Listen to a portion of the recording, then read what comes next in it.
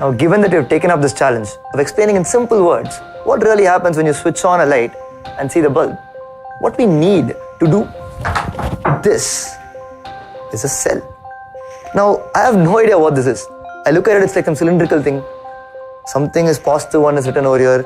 On the other side, there is something like a disk, some negative is written. Near what's positive, there is something like a small button on the top. How will I start here and understand how the light glows? What has this got to do anything with what I'm asking? Now, to do this, to really understand what a cell has to do with our initial question, you have to get a picture or an idea for what we call an electric current. Now, for some of you, it might be a new word, but let's see what it means. So, let's say you've seen a river, right, that's just flowing down a mountain, it's going really, really fast. Maybe in Haridwar, if you see Ganges, that's how it's going really fast. Now, you say that the water has a current in a given direction. Now, what it means is that if you put your foot in, you're going to get pulled in that direction. You can feel that current. Now, if you see that water going there, it looks smooth at this scale of what we're seeing. But if you really zoom in and you start watching, you see little balls of water. What make up water? There are 2 hydrogen atoms attached to an oxygen. It's okay. Just that picture is fine for you now. You don't have to understand it deeply.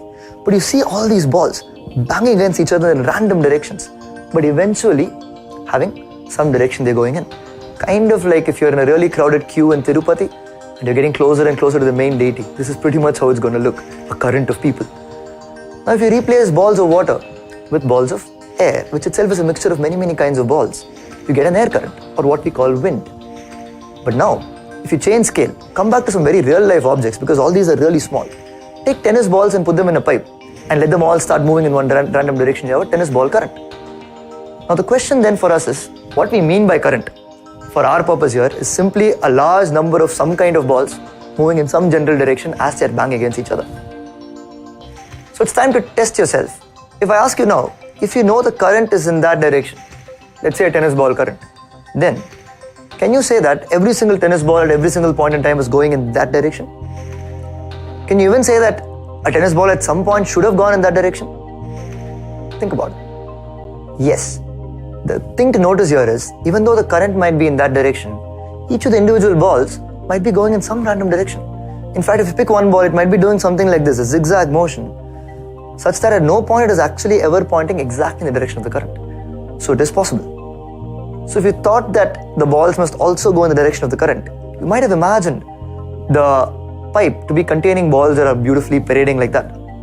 But in reality, you know that all we are saying when we say there's a current is that if you find a ball here, if you mark it, and then you look after some time, it will be somewhere over there. We are not telling anything about the actual path it's taking. It can take some random path like that. Never be exactly in the direction of the current. But if at some time you see it here, after some time, you can be sure it will be somewhere in that direction.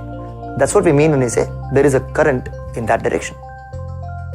Now, if I want to set up a current of tennis balls in a pipe that looks like a C like this, then I can collect one from below. I'll create a small gap, I push it back from the top, and I can keep doing this. And after a while, I'll get really bored. I can hire somebody to do it. Let me hire a man who is trapped in a box, which has only 2 holes, one below and one on top. So I connect the 2 ends of this pipe to those holes, and I bury this whole thing underground. You're thinking, what are we even doing? And why are we burying this person underground? We'll talk about that. You'll understand why we're doing this. But for now, here's a man buried underground with only 2 holes, right? And he keeps picking up balls from the bottom part and puts it at the top again, below, and he keeps doing this all the time, thereby maintaining this current of tennis balls into the box and out of it.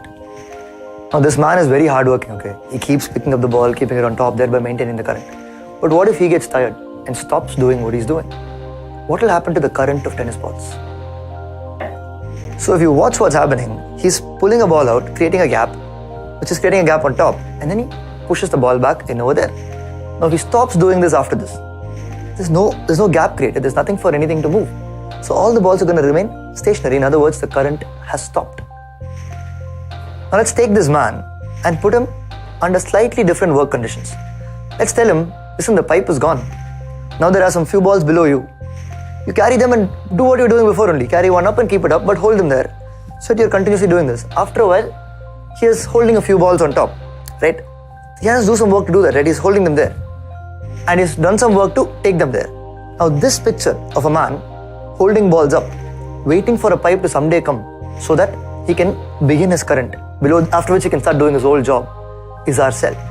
Because now, if we draw out what looks like a typical cell around this, and if we name the man inside, chemical X, now something chemical is happening, we can't tell you more right now. And then, if we tell you, instead of holding up tennis balls, this whole thing over there, those balls that he's holding up, are smaller than even water balls, smaller than even air balls. They are balls that are extremely small, probably the smallest balls we know, called electrons. Now, what these electrons are and all that and all, we'll learn later, okay? Then what if I tell you everything now, what will you do in 7th, 8th, 9th, 10th and all? So that we'll learn later. So that was like a few minutes, right? And you already learned so much. If you want to learn much more, download the Byju's Learning app. We made hours and hours and hours of content just for you to learn. Hope to see you there.